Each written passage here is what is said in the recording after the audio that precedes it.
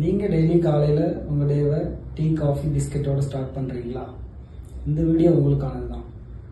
ஏன்னா fatty liver இருக்கிறதுக்கான வாய்ப்புகள் உங்களுக்கு அதிகம். ஃபேட்டி லிவர்னால் என்னன்னு பார்த்தீங்கன்னா, கல்லீரலில் அதிகப்படியாக கொழுப்பு படிகிறது.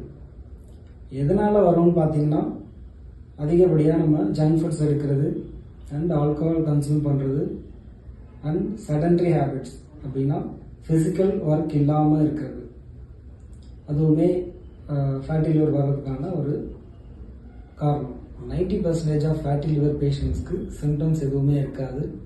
ரொம்ப ரேரான சிம்டம்ஸ்னால் ரொம்ப உடல் சோர்வு இருக்கிறது, அஜீரண கோளாறு, வெயிட் கெயின் ஆகிறது, இதுதான் ஒரு சில சிம்டம்ஸாக இருக்கும். ஃபேட்டி லிவர்ன்றது ஒரு டிசீஸ் கிடையாது, அது ஒரு கண்டிஷன். நம்ம லைஃப் கேரில் ஃபேட்டி லிவரை வித்தின் 2 to 3 months ரிவர்ஸ் பண்ணி நார்மலாக கொண்டு வர முடியும்.